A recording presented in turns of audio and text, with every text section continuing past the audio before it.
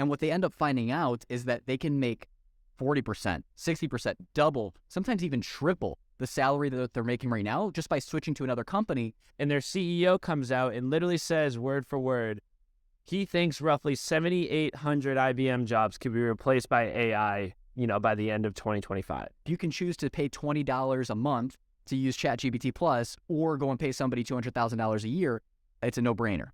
We took that product, went right to Amazon, and then over the course of 3 months, we sold around like $90,000 to $100,000 of these little things, of these little headbands with buttons on them. Hey, everybody. So today we're here with Chris Josephs. Chris is working on a tool called Autopilot. And for those of you who are not familiar with Autopilot and who have not seen his posts go all over Twitter about this amazing tool, it essentially allows you to see what some of the most prominent figures in the world, politicians, economists, some of the biggest business people in the world, you can see what their trades are with finances, what they're investing in, and then be able to copy those trades directly through using the product. I thought it was fascinating, and I want to bring Chris on, one, to talk about Autopilot and how he built it, but also to talk about his career leading up to this, why he decided to go into entrepreneurship, and get some of his thoughts about all the craziness that's going on with ChatGPT, AI, and some of the crazier things that we're seeing in both politics and mostly in the technology and business world. Chris, welcome to the show. Can you just give a brief overview to people who may not be familiar with Autopilot, what it is, and what inspired you to start working on it? Yeah, first off, I'm excited to kind of be here. It's always fun to chat with other entrepreneurs, kind of focusing a little bit more on the entrepreneur side, how we essentially got to where we are now, and then compared to the product stuff. This is always like the more interesting thing because the nitty-gritty details, it's insane, kind of how we did it. But like you said, my name is Chris. I'm from Boston, grew up with a finance background, so kind of why I'm interested in kind of building these things. But what Autopilot essentially is, it's an app that allows you to take your personal portfolio, whether that's a Robinhood, Webull, TD Ameritrade, whatever preferred broker you use, connect it to our platform, and then essentially have your broker copy trade a high-performing investor automatically. So whether that's Nancy Pelosi with her, timely stock picks, or Michael Burry with his F-13 filings, or eventually going to be your neighbor, we provide you the ability to kind of take the stress away from making investment decisions and pass that along to someone that actually knows what they're doing. So whenever they make a trade, you make a trade. When they buy, you buy. When they sell, you sell automatically, directly in the comfort of your own broker. That's an amazing overview. And I think that what I'm always, as I've seen this product kind of go through the different Twitter viral cycles, I've been fascinated that this wasn't a thing before. I'd love to find out why you think this wasn't a thing before, whether it was the risk profile, whether it was the actual difficulty of building the tech around it. Why do you think this hasn't existed, especially in the face of seeing so many politicians and business people who have already had successful portfolios that have spanned decades? The fact that this wouldn't be a thing is kind of shocking. So can you give us a little bit more about that? Yeah, for sure. So there's kind of two sides to the coin of why it hasn't been possible yet, and also why it never was essentially built. One is, since we integrate directly with your broker, that makes everything 10 times easier because you don't have to go through KYC process. You don't have to open up another broker's account just with us. You can simply just have a Robinhood, put your credentials in, and then you can start copy trading those people. So on that side of the coin, like why hasn't it been a thing to have your portfolio essentially copy trade another person's portfolio? That's the answer for why it wasn't able to be done before. These integrations are very hard to do. We built out those APIs to be able to do that. And that is only because of the 3 years we've been doing this thing behind the scenes.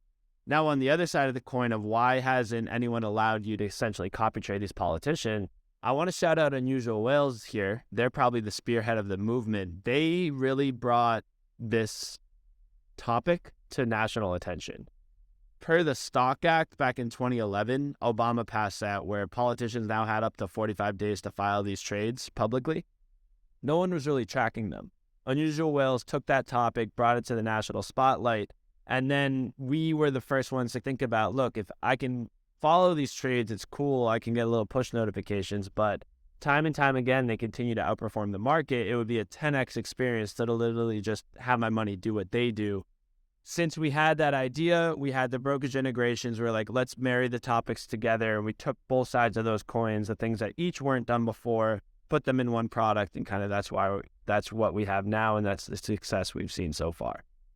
I think that what's the most interesting aspect of that is Unusual Whales really did feel like they came out of nowhere. Their kind of watershed moment was showing all the trades and how incredible it was that the trades were happening so quickly after they would either meet with the company, they would find out some information that would otherwise in any other situation be considered something along the lines of insider trading. But the reality was it's all legal. It's not like they were doing anything that was out of legal bounds, or at least from what we know about what was going on, it didn't seem like it was out of legal bounds. You mentioned that you were working on this for 3 years. Before that, can you walk me through how you got to the point where you even decided to start working on Autopilot, and more importantly, what led you to go from a career where, I did some research, you read some bigger companies, and please cover that as well, to then take a huge risk and a huge leap on building out Autopilot? Yep. Yeah. It's been a journey. We used to be called Iris. I'll kind of get into why we transition to Autopilot. But the background on me, like I said before, was I was a finance kid. I've always been investing on Robinhood. I was part of their wait list early on. And when I was in college, my friends and I would always be in these little group chats with each other. We have finance guys, we're all trading. And it's like, hey, what are you buying? What are you selling? Why'd you buy Apple? Why'd you just sell here? Why'd you not tell me that you bought Apple? Scenarios like that happened to all of us was what we were doing back in college. So I always was trading. I always had a passion for it. I always enjoyed doing it. Before that, though, I was always an entrepreneur at heart. I was that kid that would camp out and buy shoes, the sneakerhead type of thing, outside of, Foot Locker, flip them on Facebook Marketplace or eBay later that day, and always kind of playing that game. That's kind of where I started with that stuff, and that's why I always enjoyed kind of building things on my own. When I got to college, I went to Villanova. Like I said, finance degree, very good business school. The entire path, though, that everyone does is investment banking, go to New York City, work 2 to 3 years at a top tier fund or top tier firm, transition into either hedge fund, private equity, that path. And I was definitely down that path in college. But while I was there, keep going. I don't want to interrupt, but I know I'm interrupting here, but I think that's a really fascinating insight, and we should probably go into that real quick. I've seen that the track for so my background is accounting, and I was told basically you go and work at a Big Four for 2 to 3 years, then go into industry, go and do something that's super specialized, and essentially you use that Big Four as your launching off point. For consulting is go and work at B&C, go work at McKinsey, and then go and work within industry. Why do you think that has become such a trope for the kind of college student working within the business realm?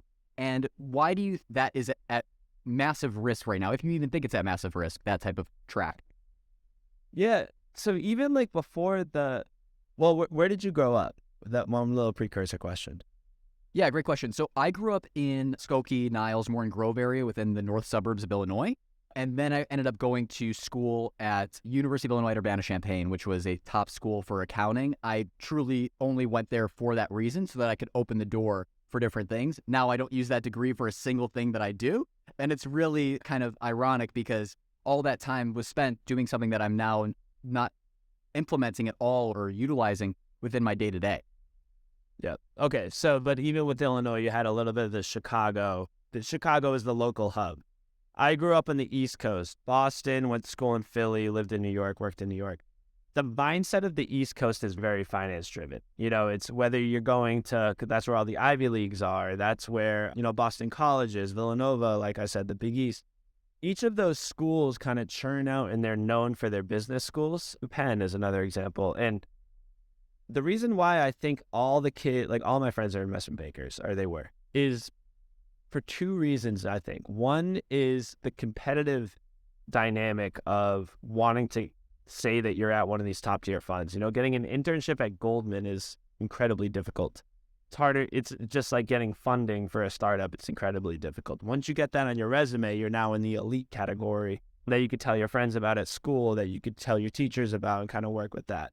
So I think there's a little bit of a tiered elitist element to wanting to get started with investment banking before you even get the job. That's just with getting the internships. Once you eventually get into it, though, on the East Coast, I think the next step is the money. You get paid a lot. And when I was growing up and with all my friends, we all had the same kind of mindset about it. It's like you spend your 2 to 3 years from 22 to 25 doing nothing else besides working, because that sets you up for your career to go. I agree with that. I think it is worth it. Put in those 80, 100 hours a week. It sucks, but it's worth it. And you get paid a decent amount while you're doing so. You get to live in New York City. You get to kind of live the romanticized dream of, The Big Short, Margin Call, these movies that romanticize and fantasize, make it look cool. I think there's a big aspect to that too. And on top of that, you probably know this from the accounting world, is there's formulas that go on with how long does a new analyst have to stay for you to hit them with a bonus for them to never leave for the next year. It's like, look, I've been putting in 100-hour weeks, working 50 hours or 50 weeks of the year. I'm about to quit. Next thing you know, you get a little bonus from the boss, from the firm, saying, hey, don't quit, stay. And if you stay, you'll get this bonus. They say, okay, fine, I'll do one more year. And I think what they do is they continually kind of keep you baited with throwing a little fish on the hook. Yeah, it's like a little carrot on the stick. And I experienced this. First of all, the thousands of people I've spoken to who have experienced this at, every company. It's not just big four. It's not just big consulting firms. It's not big banks. It's every company, right? Every company has this perception that, okay, if I'm able to essentially give a bonus at the absolute last minute, these people will stay. I would actually disagree. I think that this is shifting. This definitely works for people who are desperate and need to stay within a job and really don't have other options. The reality, I think, within the last couple of years is that people are realizing that this trend happens within every company, and they've started to basically go out and search for other opportunities before they go and make that ask with their company. And what they end up finding out is that they can make 40%, 60%, double, sometimes even triple the salary that they're making right now just by switching to another company, because that company doesn't know about your current situation. All they see is that you have 2 to 3 years experience at a big firm or within a function that they need desperately within their own internal organization. Ironically, the place that they ended up going to pulled that same stunt on the former employees, and now they're desperate to get somebody, so they're paying like 2 times, 3 times what they otherwise would have if they had just given the bonus and not made their employees have to go and basically be desperate to go and find other options. I'm curious, when you hear something like that, is that something that you've experienced in your own career? Is that kind of what drove you a little bit more to entrepreneurship on top of your already existing passion from flipping sneakers and kind of doing finance with your friends? What is kind of your kind of that corporate culture of essentially giving a bonus at the last possible moment? Yeah, it did happen to me when I quit my job. So like one thing kind of quickly to mention is I also had another company. It still is working right now up in Boston, where in college, I started a company called Custom Sports Sleeves, where we would make sports compression products for athletes, like MLB players, NFL players, Little League players. If they wanted a number on their sleeve, we would essentially do that. We built out the manufacturing. We did all that directly in Boston, and I was working on that in college. When I was able to kind of graduate college, started working in New York City doing finance. I wasn't doing banking because I didn't want to spend the time. It just didn't fit with I'm a bit different, and I was going down that path, but I refused to do the hours. I knew I wouldn't want to do that for my life. So I was like, look, I'll stay in finance and I'll work while building out this other company at the same time. But when I was building out Custom Sports Sleeves, I would work from 9 to 6 at my current finance job and then go from 6 to 10 at a Starbucks. I was able to get that company up to the point where I could quit, start going down the path of like doing this entrepreneur stuff. And the day I quit, they offered me a bonus. They said, we'll give you a salary bump and we'll give you a bonus if you don't quit. I was like, classic. Of course, you guys kind of wait for the last minute. I always had to be the one to show my hand with it. I ended up not saying yes to it and I quit anyway. But it is something to be very skeptical about and keep in mind with like what you truly want to do. Because if you didn't enjoy it, a $10,000 bonus is going to get taxed, 40% anyway. You're going to walk away with $6,000 and you're going to do all that stuff again for another year. Because if you quit, they're going to claw back that bonus. So you got to stay the year. Is it really worth your mental health, your mental energy? Because to answer your question in short, to that latter part, I think people underestimate the opportunities that are out there and how much money you can make working at those opportunities that will make you happier. For me, it was startups, but like I had a friend, he was working investment banking, top tier fund, could have gone to any place he wanted to. He quit, took the salary decrease and started working at a startup. Now he's the head of finance at that startup, still kind of sort of working on that. But for any future job, he's 28. He has investment banking on his background. He can go work at a hedge fund if he wants. And now he has startup experience managing people. You're not going to be able to manage people at a hedge fund. You're not going to be able to manage people at a private equity firm. You're going to just be the next, runt of the litter because you're new there. And you're not learning anything new. You're not getting necessarily anything new skill-wise. That's, I think, the thing that people underestimate. It's the jobs of investment banking and the jobs that follow investment banking on that path are pseudo-similar to investment banking to begin with. You aren't building out a wide variety of new tools. Being a startup founder is drastically different from being an equity research analyst turned hedge fund analyst. You just learn different things. I can tell there's so much stuff that I could go over on this stuff that I learned about. But yeah, people I think just fall in love with the pipeline and the path, and unfortunately a lot of them I think look back saying like I worked 2 years in investment banking, then I worked 2 years in private equity. I don't have any skills that translate to anything else besides this, and I guess I'm stuck with this forever. That's absolutely right. I think that is the trap and the golden handcuff. So first of all, you mentioned a very obvious trope, and one that I think has been experienced, which is this golden handcuffs, right? You get $10,000 bonus after you're thinking about leaving. All of a sudden you're like, well, I've got what I wanted, I'm going to stay. And then you end up having to work, whether it's 6 months, 8 months of a clawback period, where if you go and leave before that because they've now threw double or 1.5 times the work on you as a result of, hey, we're paying you more, you got to do more work. Yep. Because that is the justification. As soon as you take that bonus, more than likely what's going to happen is they're going to throw more work your way and justify it by saying, well, we're paying you more. When in reality, you were already doing more, you already earned that bonus, and this is just, again, their way of basically being able to justify why they're paying you a little bit more than the hundreds of other analysts that are making less than you were after that bonus, which is, again, another way that I think that corporate kind of traps happen for people within their careers. Now, you mentioned something that I think is really fascinating, which is this transferable skills problem. A lot of people end up going and doing this track for 2-3 years. Sometimes they go 5-10 years. And what ends up happening is that they end up having far less skills than, for example, somebody who might go and learn more about modeling, or somebody might go and learn more about using artificial intelligence tools to optimize their workflow. In an age right now where there's this huge revolution with ChatGPT and AI, I'm fascinated to hear, do you think that white-collar jobs like investment banking, accounting, and other types of financial analyst jobs, are they in major risk right now? And if you were one of those people right now, as somebody who has that finance background working, in that kind of track, or you were on that track, what would you recommend for somebody in that spot? Yeah, it's such a good question. And like the funny analogy when thinking back 5 to 6 years is you would hear about AI, you would hear about all this stuff. It's like, oh, they're coming for the blue collar jobs. They're going to replace truck drivers. They're going to replace, plumbers. All these robots are going to come change the world. And everything is flipped. It's like, okay, no, the blue collar jobs are probably the ones that are most safe. I don't see, any union jobs getting affected by AI anytime soon. The ones that are the white collar jobs, the engineers, the finance guys, even some of the lawyers. And the problem with that is, the scary thing is, if you put yourself in, corporate, the executive seats, I'm paying a lot of money for these people. These investment bankers, they're making 200 to 300K a year. If there's a tool that can let me do their job for even a half of that, I'm choosing that. Like, whether you like it or not, because you're saving 150K, that's much better margins.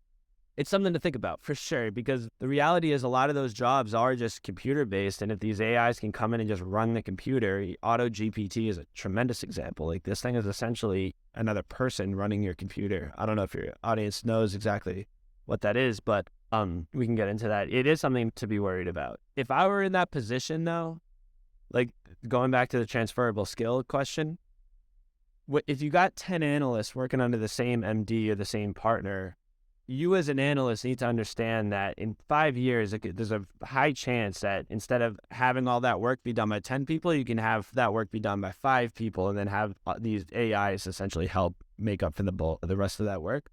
I would be learning how to use ChatGPT, and I would take those learnings and go directly to my boss and start trying to essentially replace my job with the AI to prove that I know how to use the AI to do it.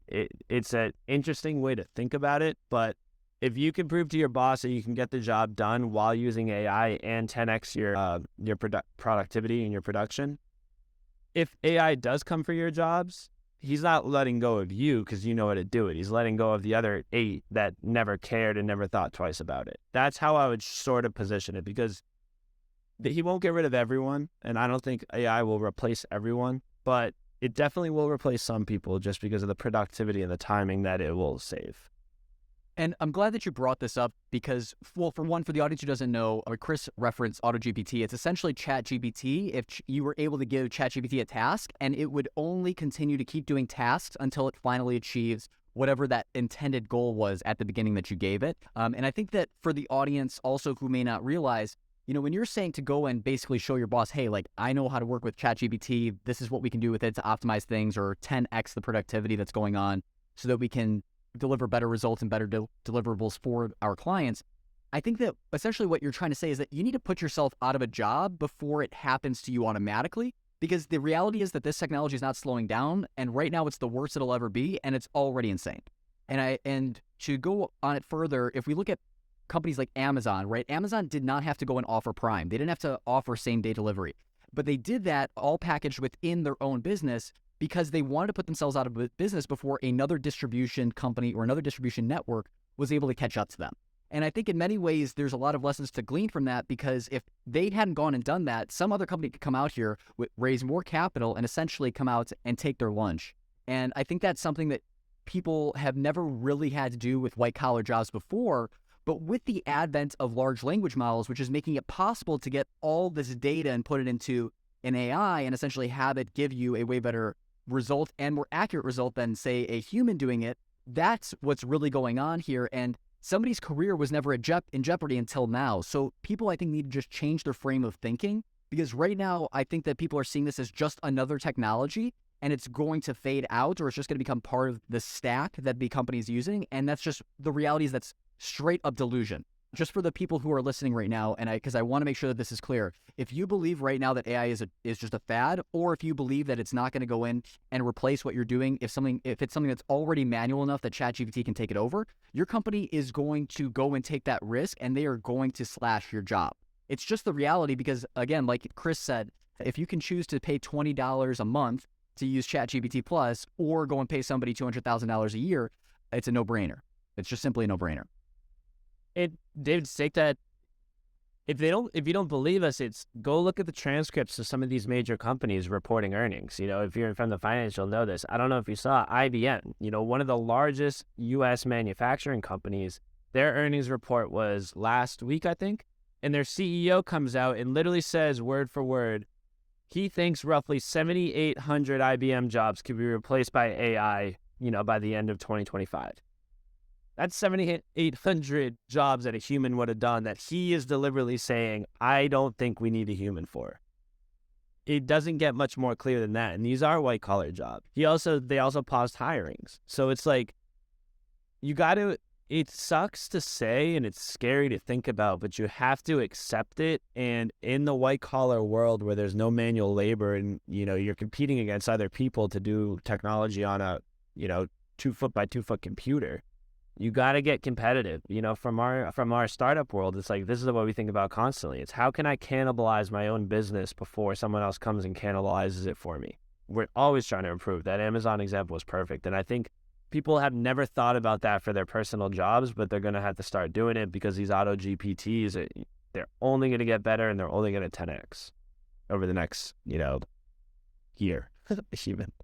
So agreed. Yeah. And I will take the flip side too of like counter arguing the point that we just made about how important it is to understand these jobs. I don't think that the 7,800 jobs may be true right now. I believe that as we get better at prompting and as people learn this skill of leveraging the most out of ChatGPT, it's going to create new opportunities. A lot of people are probably hearing this prompt engineer job title, and that's essentially, for those who don't know, essentially somebody who comes in and looks at what is the most optimal way to use ChatGPT to 10x or 100x the results you get out of whatever you put into that text box so that you can get a better output. What I believe is going to happen is that these companies are going to have to start implementing people who understand the technology and are using it at that level, that 10x to 100x of productivity level. They're going to have to start bringing in people who do that, and that in and of itself is going to create a new job.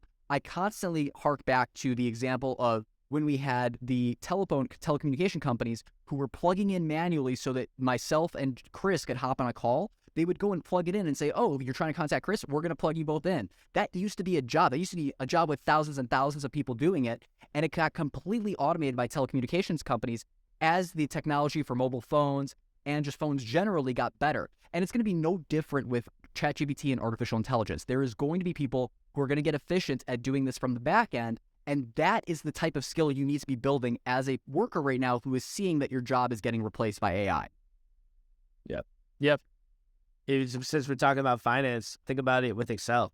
Excel with these little prompts like a VLOOKUP, sums. There's people that are good at Excel and there's people that are bad at Excel. The whole difference is one of them knows how to use the technology while the other one doesn't. ChatGPT is essentially Excel, but for, a lot of different things. Copyright, Midjourney with photos. There's going to be people that are good at it and there's going to be people that are bad at it. If you learn how to be good at it and you know how to prompt it the same way good Excel people know how to prompt Excel, you will be fine. And there will be new jobs that pop up. It's just the acceptance of it. This isn't a fad. It's not. It's going to be. And I would also say that the people who are right now working these jobs where they're, especially in technology space, but I think that generally you're going to see a lot more small businesses and startups where people are realizing that they can now do what otherwise would have taken them a 10-person team. They're now going to be able to do on their own by going and having essentially 10 auto GPTs going out and doing their marketing, going out and doing their outreach, going and doing out their customer service. And I think that for the people who have always wanted to pursue something that is entrepreneurial, but may have been limited by the capital or the belief that they had to go and get capital to go and do it, this is going to be a major unlock for them to go and explore their entrepreneurial side and really go and test that out for themselves. Now, we kind of brushed over your background. I want to make sure that we get the full background of how you ended up working on Autopilot. Real quick, you ended up going to Villanova. After that, you ended up trying to start this company. And then basically the company that you were working at, which, by the way, what was that company? Custom Sports Sleeves, Barrel. Custom Sports Sleeves. What was the company you were working at full-time as an employee? Oh, I was doing finance at the planning department of New York Presbyterian Hospital. So no banking, nothing like that. It was pure finance of the largest, top 5 hospitals in the country. Okay, so walk me through the period between you going and doing this company, declining the bonus that they were going to give you, and then getting to the point right before you started working on on Autopilot. Yeah. Yep, for sure. So I'll never forget, quit September 19th, 2019. I was always building this company up. I was like, look, I've done the corporate stuff. I don't love it. I don't love the banking stuff. I'm much more creative. I was pretty good at social media at the time. And I said, if I can build this thing up to the point where it can sustain my salary and I can continue working on it, I would way rather do that. So I got it to that point, quit my job. And then the first thing I did was traveled. Oh my God, I'm a big believer that I think when you travel and you immerse yourself in different experiences, and this kind of goes into Autopilot, things unlock mentally that present opportunities for you, 5 to 10 years down the line. So when I quit my job, I hopped on a flight a week later and moved to Bali, Indonesia. Did the classic nomad life, living out there, working on the Custom Sports Sleeves at the time. And I was living on the beach. It was sick. I was surfing. It was awesome. I would go from the beach to the cafes. I had a good little community of nomads out there, and we would work a lot, but I was living the life. It was tremendous, and I was experiencing a lot of things. At the end of 2019, right after Christmas, around that time, I came back to the States to come home for Christmas. I was going to go back out to Bali, but then I kind of saw an opportunity of becoming a snowboard instructor. So I became a snowboard instructor up in New Hampshire, where I would work on the mountain Wednesday, Thursday, Friday. Monday, Tuesday, I'd work on the sleeves. And then while I wasn't on the mountain, I was working on the sleeves too. So I was able to kind of do those things. I was able to check that off the list. As a snowboard instructor, that was great. The day before, this I think was February 20th, the day before the spring season was technically supposed to start, I dislocated my shoulder doing a 360 off a jump because I was one of the park boys. And I was 24 at that time. I'm 27 now, but I was 24 at that time. And I was bummed. I was like, damn. I was killing it. I was going to go back to Bali. The sleeve stuff is really, really starting to pick up. We had all the manufacturing done. We had partnerships ready to go. The ads were killing it. Dislocated my shoulder. I was like, I kind of lost everything. 2 days later, the NBA cancels their season because of COVID. And that's when things really started changing. And then the snowball effects really started happening. COVID happened. everyone's staying inside. People think the world's going to end. But business, selfishly wise, sports got canceled. When sports got canceled, our business went from 10,000 a day to literally probably $50 a day. Nothing. All from Spotify. The ads didn't work. This is a full team. This is my dad's full-time job now at that time too. Everything went to zero. And now I'm scrambling saying, like, what the heck do we do? Sports aren't coming back anytime soon. Lockdowns are happening. We are a company that literally sells merchandise for sporting events. How are we going to make any money? And when we started thinking about, what do we do? A big thing that I believe as an entrepreneur is opportunities are all around us. You just need to keep your mind open and think about ways to do it. You have a skill set, you have assets. We had a lot of fabric, and we had a lot of machines, and we had time to kind of work on these things. I saw on LinkedIn, LinkedIn's changed my life, but I saw on LinkedIn a woman from Boston, a small boutique firm called Shop the Q. She was starting to make these headbands with buttons on them, where a nurse, instead of putting the mask over her ear and chafing her ear, she would buy one of these headbands, essentially put the mask over the button so that it saved her ears. Opportunity right there. These things aren't out there. They're not on Amazon. We have the manufacturing. We have the fabric to do it. It was the fabric that we used. Let's just start making headbands with buttons on them. It could work. Partnered with her, started making these for her. She had a lot of connections up in Boston, but I knew how to use social media and I know how to do Amazon. We took that product, went right to Amazon, and then over the course of 3 months, we sold around like $90,000 to $100,000 of these little things, of these little headbands with buttons on them, and that essentially saved our business. By the time that ended, the government came out. Florida, I bet you, was open at that time. So sporting events came back. The Fed printed a crap ton of money. Everyone had a lot of money. Consumer spending went up. We were completely fine. We were killing it again. So seeing that opportunity with the headbands and going straight to Amazon, literally within like 2 to 3 days, saved us from going through a lot more hardship, and we actually made a lot of money with that. That's kind of where I started finishing up though the custom sports sleeves and getting into what Autopilot was happening. Because in July of that year, I think it was 2020, so later that year when things were starting to pseudo open up, I connected with a buddy through LinkedIn. He's my co-founder named Brian, and he was building a way to follow your friends' Robinhood accounts. And this is going back to the initial conversation. He reverse engineered the API, or he didn't reverse engineer, but he essentially built out through the area APIs a way for him to get push notifications of when his buddy made a trade on Robinhood. And I thought that was like, wow. At 16, 17, I was trading Robinhood. In college, I was trading Robinhood. I was a part of the wait line. I've been in these group chats. Everyone's in these group chats now. You're asking your friends when to trade. This essentially solves that solution. There's a major opportunity here to build out a pseudo social network for stock investing. Why can't you follow your top, Twitter guy's portfolio? Why can't you follow your portfolio? Why can't I follow my dad's portfolio? It'd be very cool to kind of get those trade notifications across the board for all social media, for all brokers. And that's kind of what we did. I sent him a LinkedIn message. I said, hey, this is a sick idea. I think I can help with it. How far along are you? It's like, look, I have it. I have 20 users. Go get some users, prove to me that you can kind of do this thing, see if there's any opportunity there, and we can start working together. We weren't funded, nothing like that. What would I do? I downloaded the app, connected my Robinhood, understood how this essentially works, took that, translated it directly to social media. I went right for the major meme accounts. Trust Fund Terry was our first guy that we contacted. He's a buddy of ours now. I didn't know him at the time. Sent a YOLO DM saying, hey, I think you'd like this product. He's like, yeah, I would. And I said, look, if you give us a post on an Instagram to prove out the concept, get some downloads, we'll work out some sort of deal, paid, equity, whatever, we'll figure it out. He agreed. He's like, yeah, nothing to lose. He posted one social media Instagram swipe up, got us 600 downloads in that 12 hours. Went back to Brian and I was like, look, I told you I can do this stuff. I can get in contact with these people. I know how to be creative and get that door open. Let's work on this together. That's when we agreed on it. We started working on it, and we started building out, at the time, that was Iris. Iris was an app that allowed you to connect your preferred broker and then follow your friends' portfolios in real time, get push notifications. When they make a trade, you get a little notification. It was great. That was that at the time.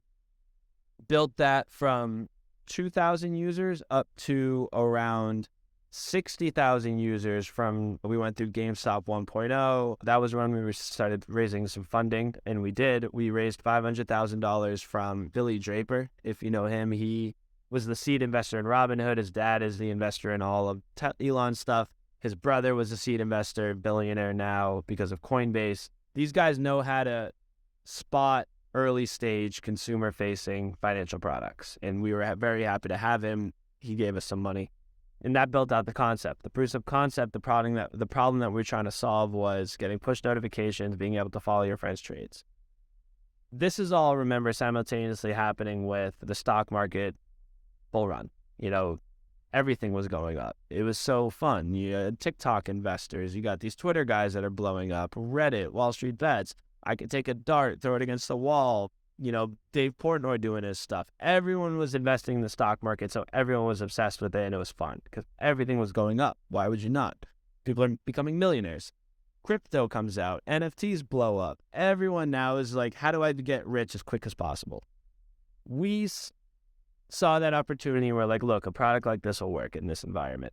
Didn't know how long it would last, but it would work.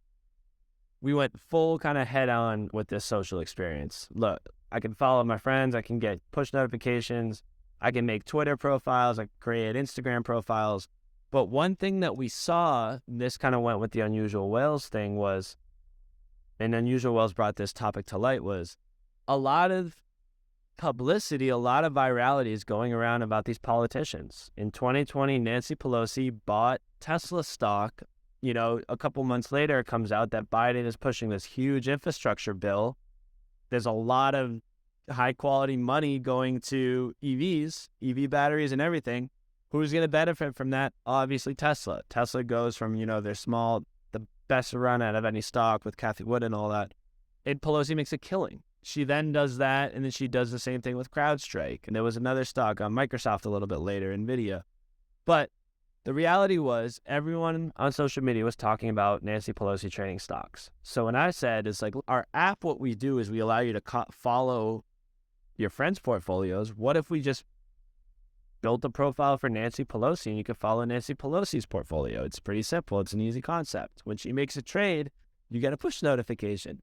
At the time, we were the only ones doing it. Everyone was sharing it on social media, but you know, you got to make sure you see the tweet.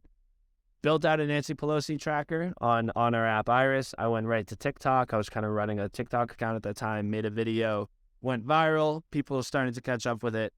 NPR reaches out and they say to us, hey, this is very interesting that you essentially built a product around following these politicians. Would love to have you in for a little interview for All Things Considered, their flagship, 5 o'clock primetime station.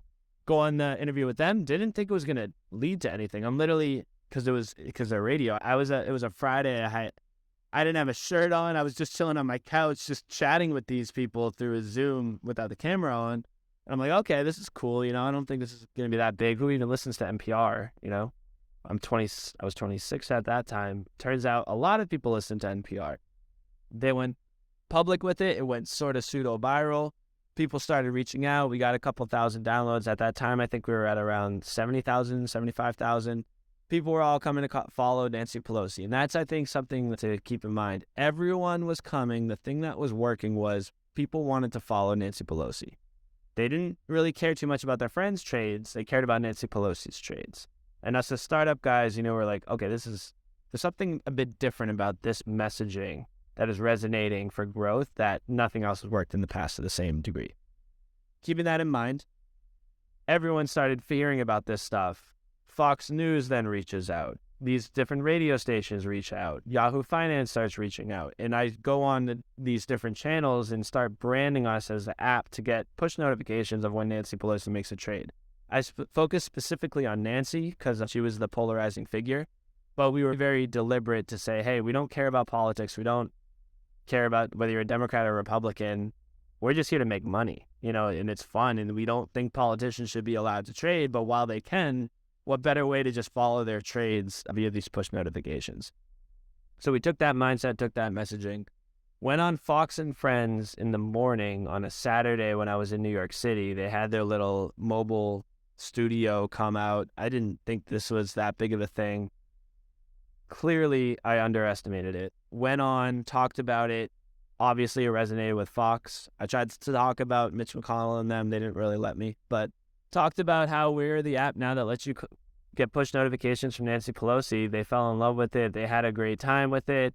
That was all live. And when I went back up to my apartment, or my friend's apartment, because I live in Los Angeles, our servers are overwhelmed. We were getting thousands and thousands of downloads. Twilio wouldn't send out the little push notification for the verification code. We're freaking out. And that, over the course of a week, got us 10 to 15,000 downloads. And that really was what got the ball rolling of where we are now. The media cared, the people cared, the messaging worked, and people were downloading this app specifically for this one reason. Other publications started coming out. Yahoo Finance, Russell Brand made a little YouTube video about us. A lot of these conservative Instagram, TikTok, and YouTube people started kind of reaching out.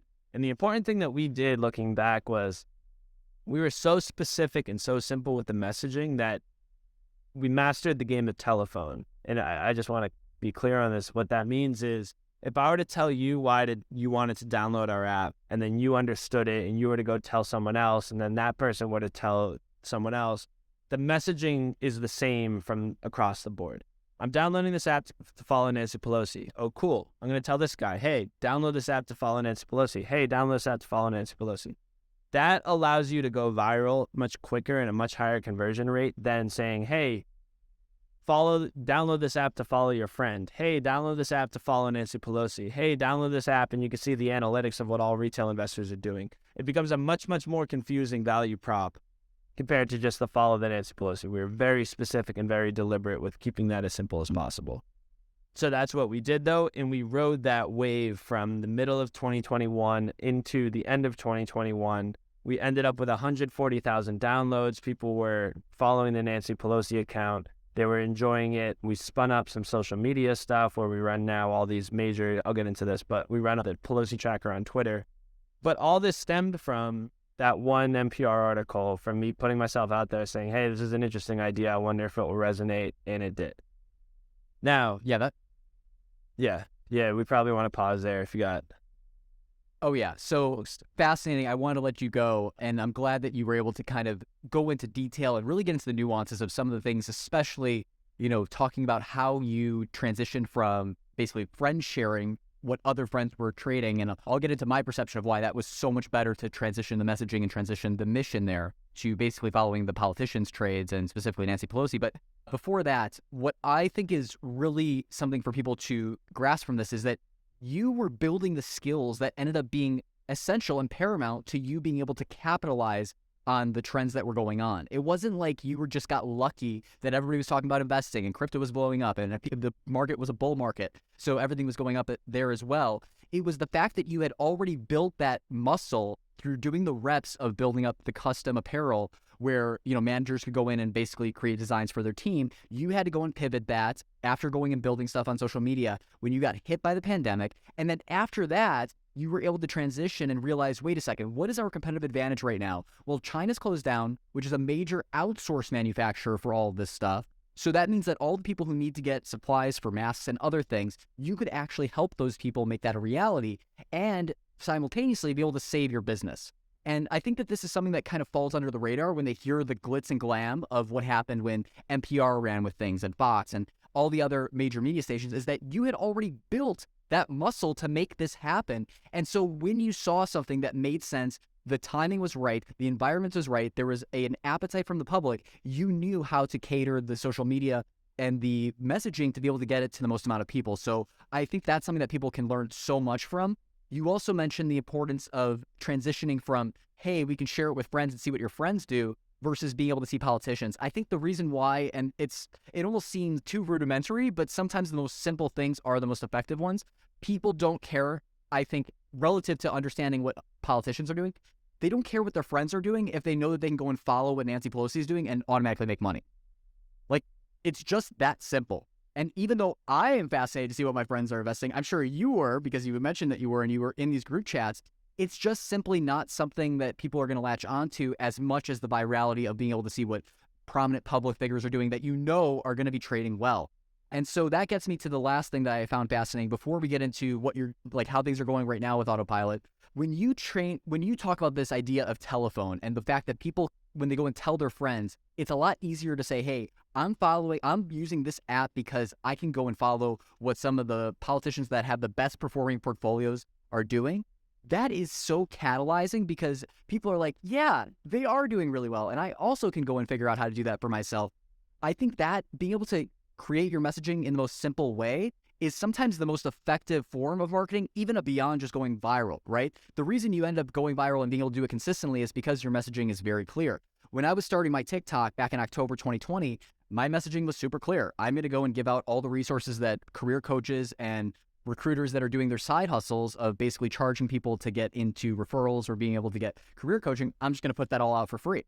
And it was so polarizing because all these people who were career coaches and recruiters who were doing this as a side thing were like, well, wait a second, that person's taking our business, right? And if they're not charging for it, everybody's going to go and use his stuff if it's actually effective. And what ended up happening was thousands and thousands and thousands of people were getting jobs across Fortune 500, Big Four, industry, startups, some of the biggest tech companies in the world. And so when I hear this idea of the fact that your game of telephone, it became so clear when the message was being transmitted from person to person who was discovering Autopilot, to me, it's no different than when you're going and building a personal brand or a presence on social media, and you need to make sure that it's very clear what you're trying to do there. So thank you for clarifying that. I'd love to know, as you're building Autopilot right now, so you just finished up 2021, you said 140,000 downloads at that time or 150,000. What happened in 2022? Can you walk me through kind of the cliff notes so we can get to what's going on right now and basically go up until, I think, September 2022/November 2022, where ChatGPT comes out and AI just starts running rampant? Yep. Yeah. So the natural progression of how startups should adapt is exactly what happened to us. And I think we got half lucky, but in startup world and entrepreneurial world, luck is just, preparation for opportunity. And we prepared for this stuff. Even before that, it's like you said it best, the taking advantage of opportunities is everything. When GameStop happened, I knew Wall Street Bets through my stuff. I had them run stuff for us on Instagram. They blew up the app. We were ranking. Opportunity is everything, and it always continues to happen. ChatGPT is the same thing now. Going into the end of 2021, though, we saw two major flaws with our product. One, that did too many things. You could follow your friends, you could follow Pelosi, you could get analytics, you can get train notifications. Like, why essentially are you using this product? It's not that simple. The more opportunities you give someone, the more overwhelmed they become, the more confusing and the less value they have. It's a weird concept, but it is true. We weren't simple enough. And two, we saw the market was changing. This stuff can't go up forever. What happens to a social investing product when the markets go down? Like, are you going to want to follow your friends when they suck? Are you going to want to be followed when you suck? If you're not making 100% on a gain, a social app doesn't work. It just doesn't. It doesn't make sense. It's like Instagram without having anything good to share. No one's going to use it.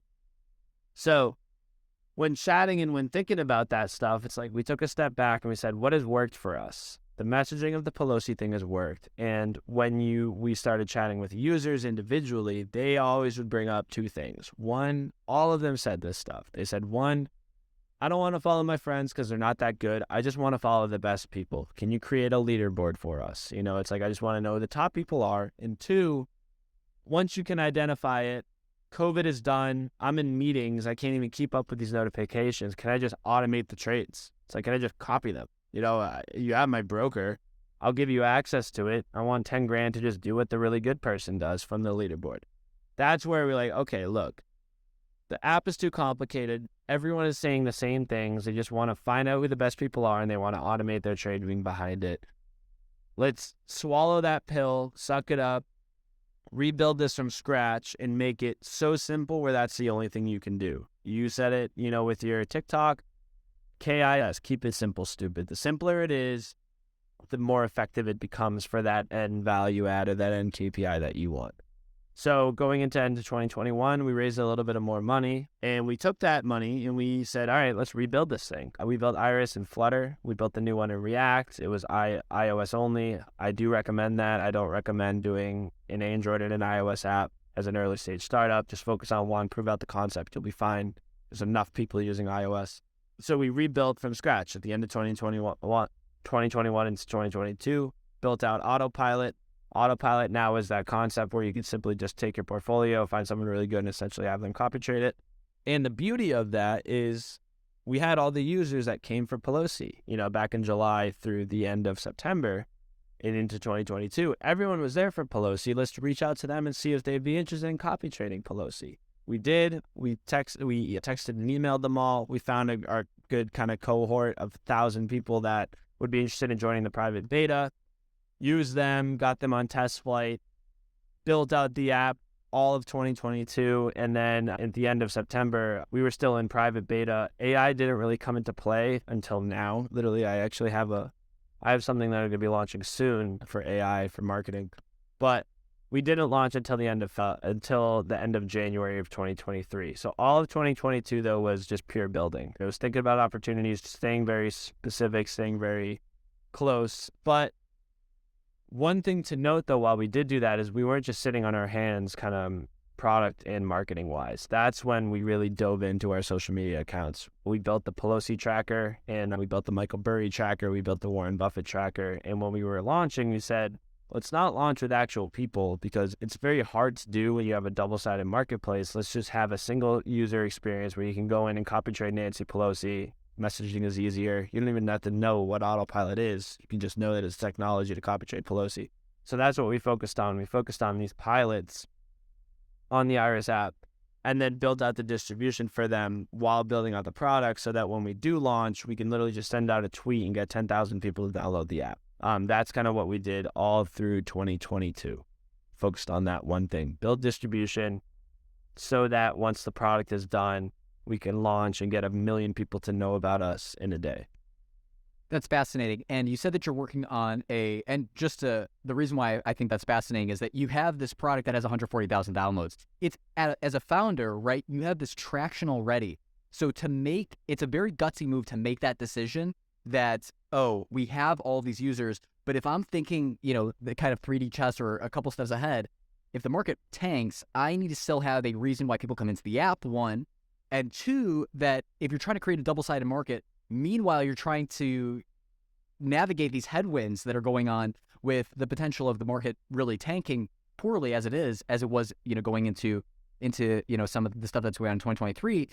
The option to basically make it a single user experience without making it double-sided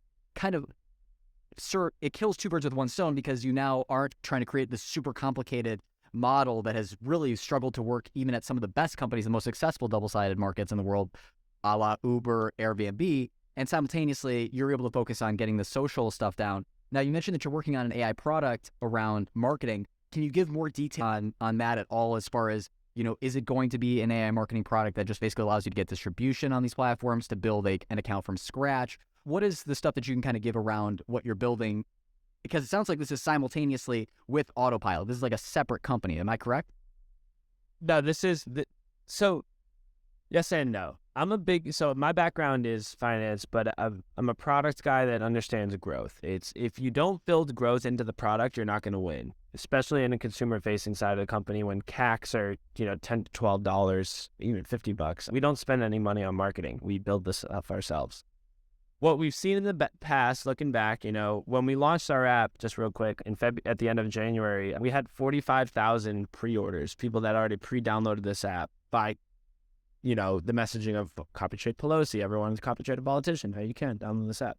That allowed us to launch, and we hit number 1 in the App Store. And, we're doing well now. We can give the numbers if we need to. But what we've seen is when I was thinking about the initial growth of Autopilot, it's how do I showcase the value out of the product so that everyone understands it without having to actually download the product. They can understand it through the messaging, and they can understand it literally through the account that we've done. The Pelosi tracker perfectly does that. Autopilot lets you copy trade the best people. Pelosi is the best person. So let's just allow people to copy trade Pelosi. Download the app. That's the reason why Autopilot is there. We're now transitioning from Pelosi, Burry, Buffett into this more active kind of thing because the one downside of copy trading Pelosi, for example, is there's trade delays. And that's a clear, obvious reason to not use our product. If she's trading 2 weeks later, is it going to work? So we're transitioning now into active pilots or traders that don't have a delay. You could be an active pilot. Anyone in Twitter and Unusual Whales could be an active pilot. If he makes a trade, I make a trade instantly, automatically.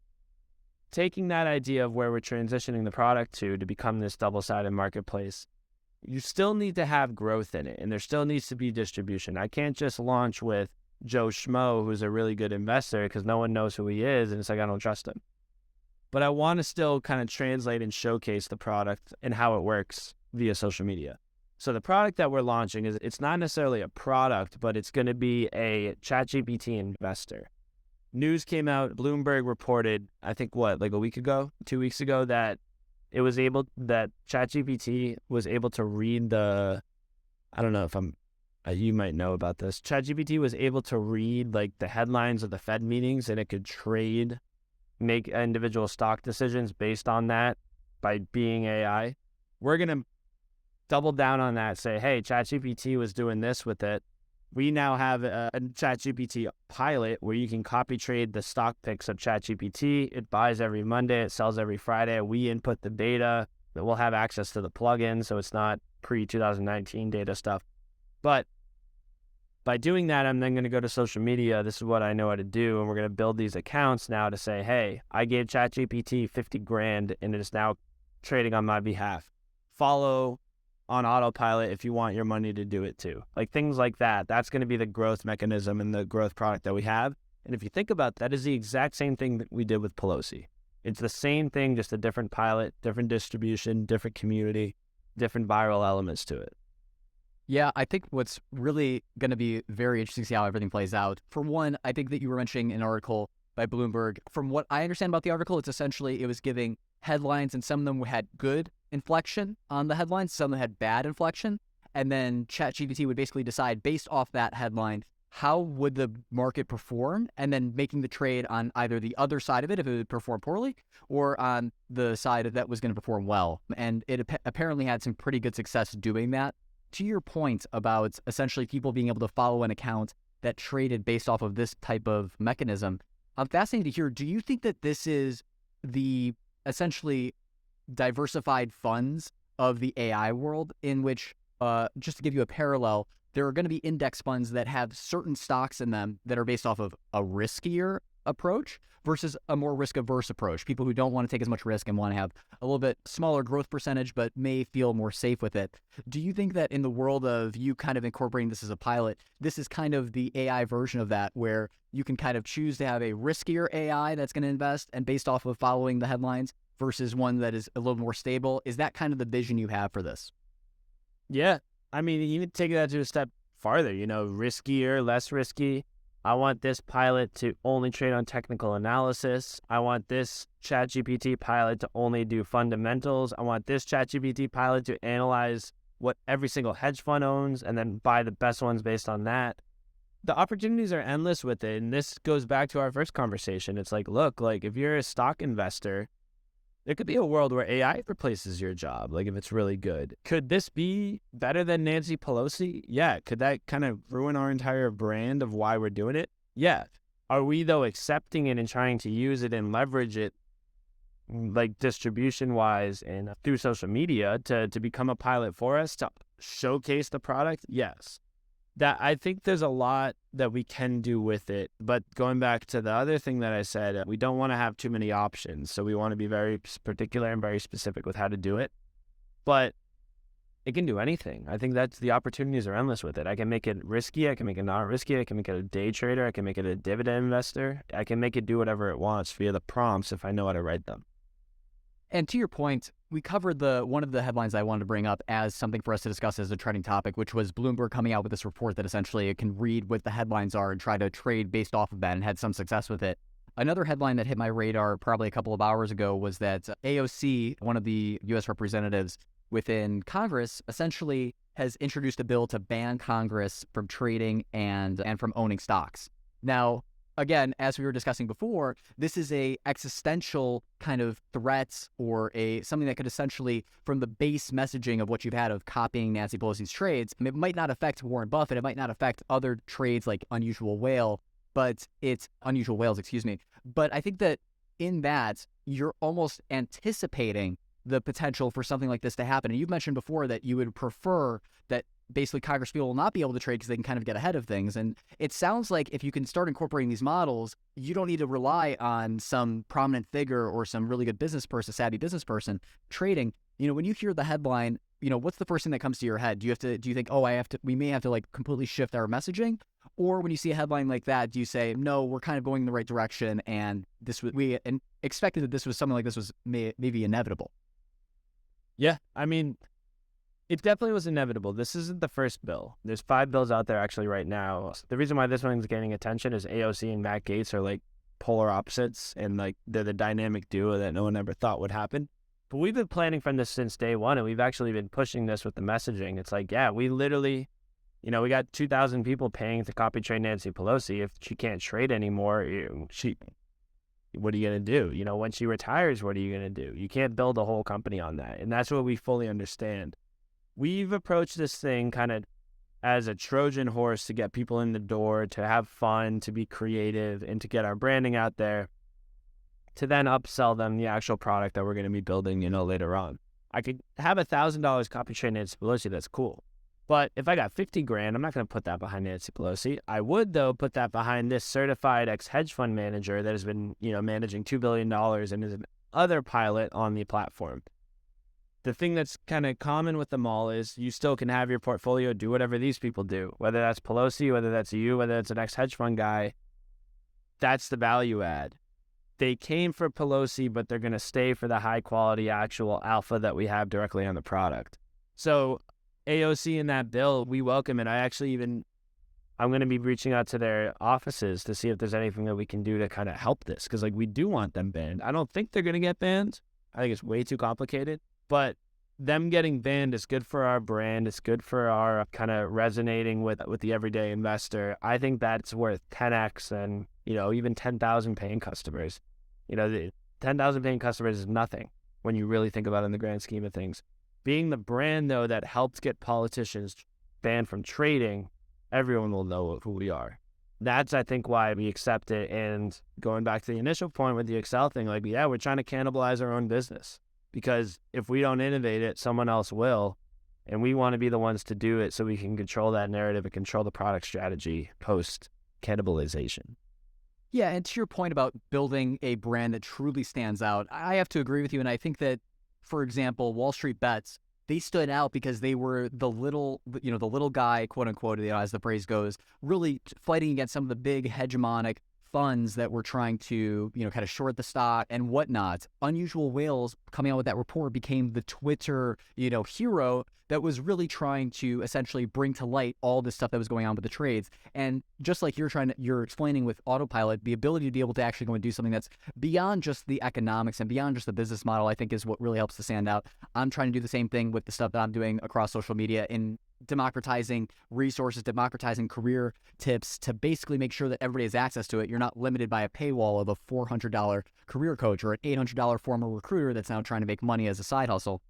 Now, As we continue to go into some of these headlines, the other one that I wanted to find out from you was, what was one of the most shocking things that you saw within AI where you thought, Autopilot might run into some issues, if somebody were to build something with this? Or on the flip side, you might have seen something that's been going on within AI that really fascinates you, and you down the line definitely want to include it within Autopilot. I know you've mentioned before that, you're trying to focus on being able to.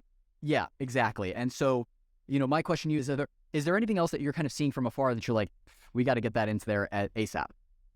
It's a good question, because we go back and forth on it. Yes, the opportunities are endless, but also understanding the dynamics of what ChatGPT can do compared to the problem that you're trying to solve is kind of two sort of pseudo separate things.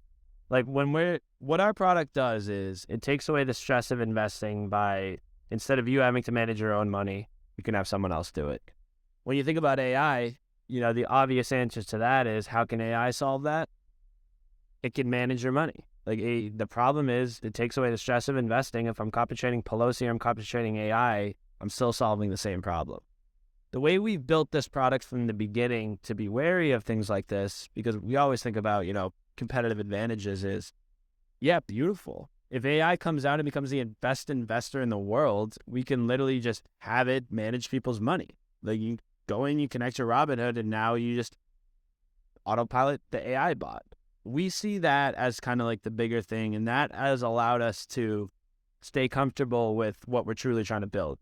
The product that lets people have their money managed by people that are better than themselves. Whether that's AI, whether that's a hedge fund manager, that's essentially what we'll see. And we don't have to make that decision. Whoever's better is better. So we haven't really thought too much about what we need to build AI-wise into the actual product. But when thinking a little bit more about the grander scheme of things and the cool opportunities with it is what I went back to before. It's, can we create our own tool set of AI pilots? Could we take all of our data? We have around like $100 million of connected assets. Like, is there a world where we partner with all of our community members to be like, hey, we have all your transaction history. Let's pump it into this AI bot that we have, and then it can create an algorithm, and you guys can all copy trade the retail investing AI bot. Utilizing that to, I think, really drive home the value of our product is what we are thinking the most about, specifically to AI. Now, that's the product side. On the marketing side, though, I mean, the opportunities are tremendous. It's like we have newsletters. Like I use ChatGPT every day. I write up all these tweets. I'm trying to find a ghostwriter for a couple of these accounts that I'm going to be launching because I write all these tweets right now. AI is obvious example, the obvious answer for these sort of things. And I'm very excited to 10x the branding of Autopilot through AI. And I'm excited on the product side to create 10x the opportunities to solve that problem of having your money managed through AI. Yeah, that makes a ton of sense. And I love that you've built the product from the ground up to kind of anticipate these types of trends and ebbs and flows within, preferences in the market. You mentioned before that you were able to share some of the numbers. I think that for when we kind of do a check back in of 6, 12, 18 months from now to see how things are going, I think it'd be helpful to know, what is the current situation right now? You said that you recently launched at the end of January 2023. So 4 months ago, 5 months ago, 4 months ago. And so my question to you is, where does the product stand right now so that when we look back, we can kind of have some follow-up questions and really kind of go into a more nuanced conversation down the line? Yeah. So we launched January 27th. We hit number 1 in the App Store. It was tremendous. We had around 2,000 paying customers that we charged $10 a month. So we were making 200,000 ARR. We're a startup. Making money is a big thing. That revenue is a wild idea for people, especially when they started building in 2021. We focused on revenue. And we've been consistently able to grow ever since. When we launched, we had 6 or 7 pilots: Burry, Pelosi, Buffett, Dan Crenshaw, and then a couple other people. We still have those same pilots. We're now up to around 4,700 people paying, around like 500,000 ARR. Things are still going well. We're on a path towards profitability by the end of this year if we continue with this. But on the product side, the two things that we really need to figure out, and we're building for this. It's nice. We don't have to figure it out. We know what we have to do is, right now we only integrate with Robinhood, Webull, and TD Ameritrade. What do you do there? You just build out the rest of the integrations: Fidelity, Charles Schwab, E-Trade International, Questrade up in Canada, eToro up in Europe. Allowing more people to use the product just simply by adding in brokerages. Now, the cooler side of the thing, though, is this is where I'm going to go back to the way that we built it. Pelosi tracker is no different than unusual whales on Twitter, or no different from even you on TikTok. You got 1.6 whatever million followers. If you are a finance guy on TikTok and you're making videos about finance-related content, you can make money directly through our platform. You can come on, be an active pilot, say, hey, you guys are all following me for this financial-related content. Since you guys, enjoy it, I created the opportunity to take the ease out of it and the stress and the consistent keeping up with my product, with my content, by simply allowing you to connect your Robinhood and you can copy my portfolio. I'm going to create this beginner portfolio. It's going to be very simple. It's going to own these 15 to 20 stocks. I'll change it up every month. Go into Autopilot and you can autopilot me now. They pay $10 to $15 a month. You keep 70% of that revenue. You now have a new revenue stream without having to do anything directly different. You trade one Robinhood, you got 1,000 people copy trading you doing that same trade. And now you open up the door for a whole new variety of money management and revenue generation for for that end person. The same way Patreon allowed anyone to start making money with their content, we want to allow anyone to start making money through their portfolio. And that's where I think we're going to be within 12 to 18 months. We have these partners ready. They're active pilots. We just got to launch with them at the right time. Gotcha. I don't create financial content. And the only reason I wouldn't do some of this because I don't do it with anything, right? I don't take sponsorships, partnerships, affiliate links, etc. But what I think is going to be, and I'm curious what your thoughts are on this, is, somebody goes in and does this who is a financial creator, and they do have their audience or some portion, even maybe a big portion of their audience, start copying their trades because they basically start marketing it like they haven't lost a single dollar in trading, whether that's true or not. Okay, they start. What happens in that way? Money? What happens when they lose money? And now you got basically 70,000 community members who lost money on your trade. Yep. It's a great question. There's two sides of that. On our side, as an Autopilot founder, with the way we're building this, it's not us making the trades. We just created a platform and a way for you to facilitate the trades. So we say it as like you just picked the wrong pilot, unfortunately. We have these other 50 pilots. You can copy trade them if you still don't want to do it. On the creator side, though, it is a big question. And this is why we're being very specific with launching these things. It's, one, we got to vet the creator. He's not some, crypto scammer. He's an actual person that knows what he's talking about.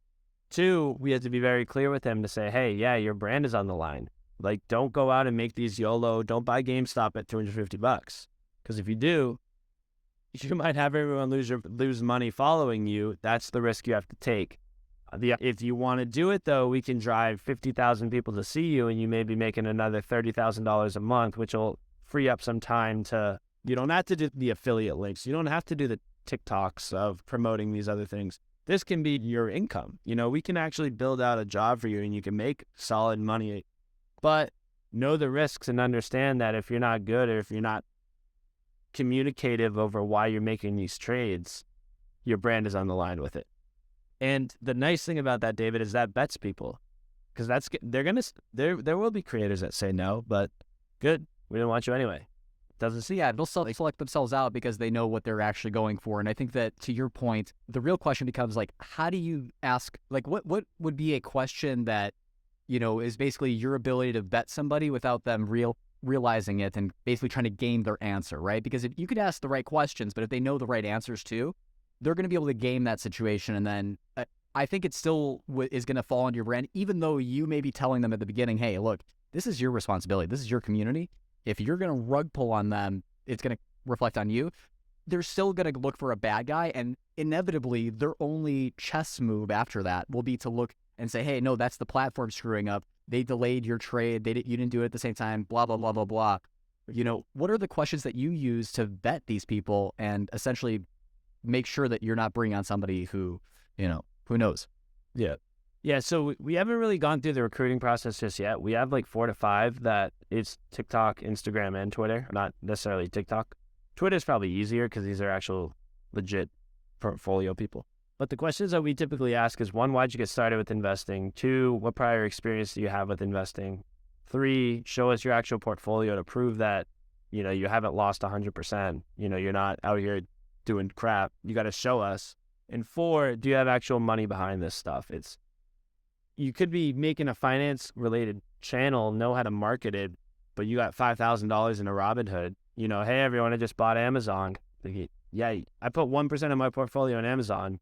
Yeah, you put $200, cool. You got people following you with money. They maybe put 20 grand in it because of your stock pick. So those are the 4 questions that we're going to start focusing on. And then we'll do kind of deeper interviews, understanding how they can communicate. Because I think half of it is communication, like you said. They can blame us. That's up to us. But if we have that product working and we got it working for 95% of the other creators, tough. Like, it's not our fault that you bought these stocks at the wrong time.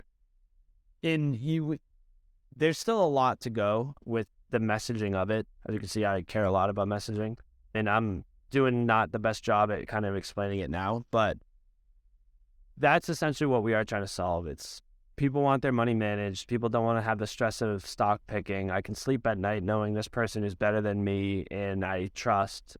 I'd be fine with him losing 10% because it's like I would have lost 20. That's what the problem we're really trying to figure out. And to give you credit, the reality is that people are going out and buying services from creators without having any idea whether or not they're good. It's why personally I don't put out courses or master classes or coaching, because I don't want to go and put out something where I can't directly help that person individually, find success, whether it's in their career, whether it's in your case with investing, or whether it's, a different type of case. You're just not in control of that. And at the end of the day, you are the platform that's trying to make it happen for all these creators and all the people who are trying to, get to that point of being able to use it versus, being the creator themselves and having to own that reputation for that community yourself. And so just closing things out, because I know we're getting close to time, really appreciate you coming on and just being able to share not just how you led up to this point career-wise, whether it was going to Villanova, going into the finance track, then ending up and going and working at, within your full-time job, where you then realize, well, wait a second, I can either take this bonus and get golden handcuffs, or I can go and pursue the thing that I really wanted to do. And having that deep background from when you were 16, going and flipping sneakers, or going and being